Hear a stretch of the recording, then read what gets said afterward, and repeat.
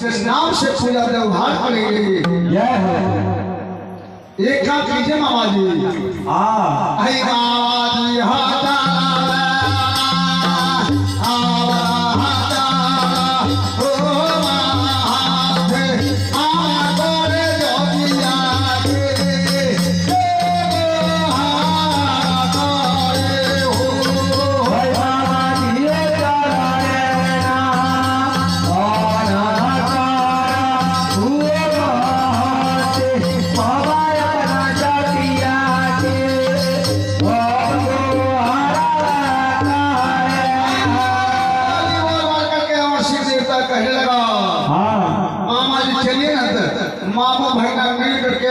और जात को गुहार करना जरूरी है।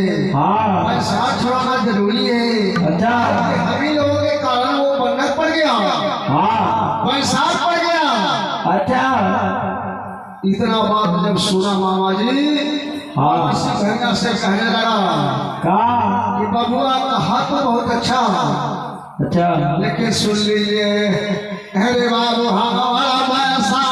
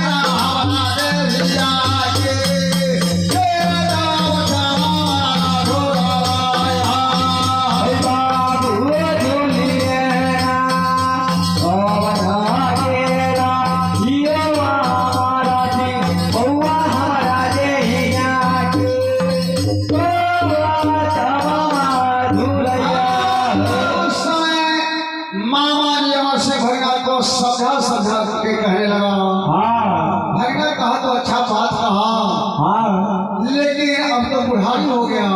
अच्छा वैस रहा गया पैर थक गया टूट गया प्रतिशों मुखदात झूल गया देख चाऊ। अच्छा अब तो बुढ़ापा हो गया अब लड़ाई में जाने जोग नहीं है। कहे कि तू गजरी भंगरी हो जहाँ गदा भांग खाएगा वही ऐसा जाएगा अपने मरेगा हम लोग के मरवाएगा। बुढ़ापा में ऐसा नहीं कीजिए अब हमको सांस से नहीं है लड़ाई में जाने के लिए हम न जाएंगे भैया हमको छोड़ दो। अच्छा उस समय नरसिंह देवता कहने लगा क्या कहने लगा कोई दिक्कत नहीं होगा आपको एकदम सुरक्षित ले चलेंगे।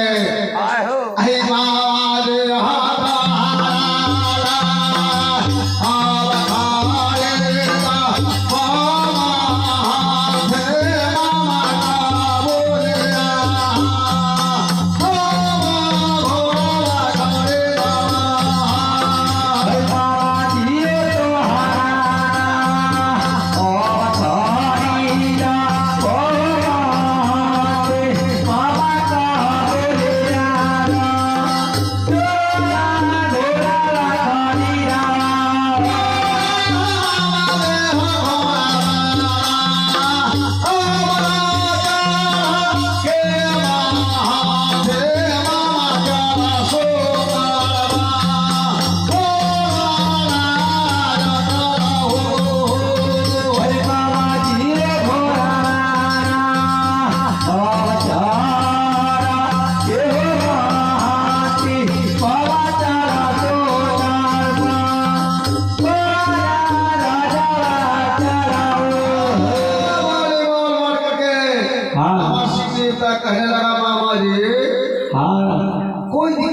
होगा तुम्हारे कमरिया घोड़ा खरीद लाते हैं और घोड़ा पर सवार होकर के चलिए हम पैदल चलेंगे और आपको घोड़ा पर ले चलेंगे।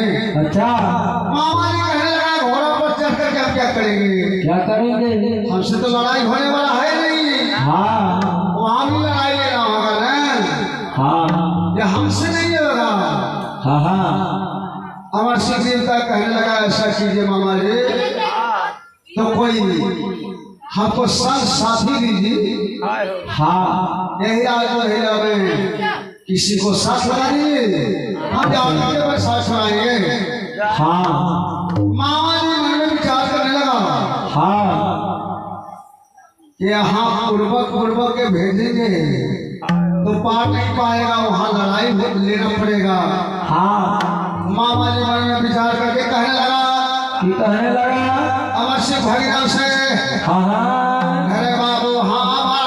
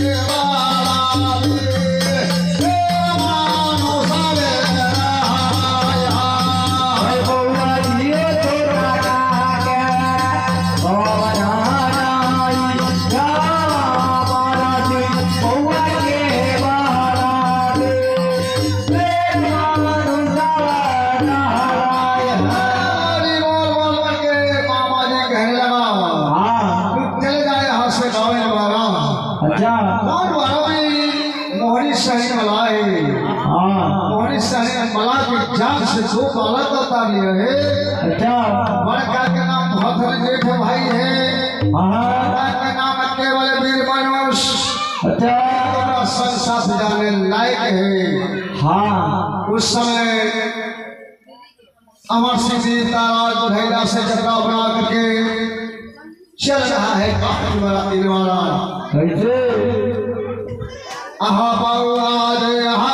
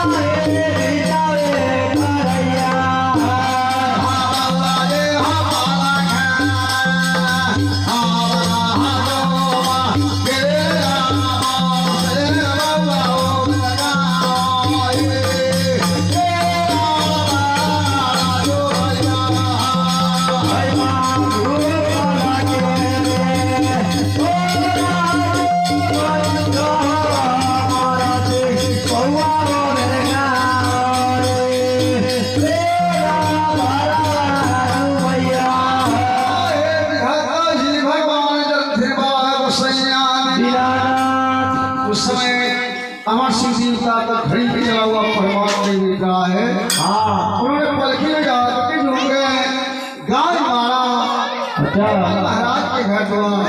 हाँ माता जमुना बैठी हुई थी दरवाजे पर। अच्छा अमर सिंह देवता देखा तो कहा कि यही माँ है। हाँ अमर सिंह देवता तो क्या कर रहा है? हाँ मैया है गोरा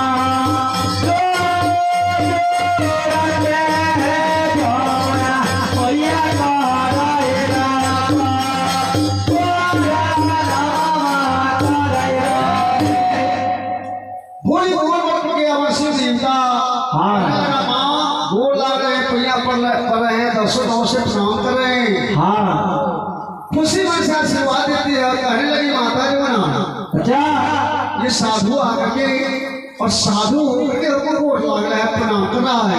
हाँ उस समय माता जो ना कहते हैं क्या कहते हैं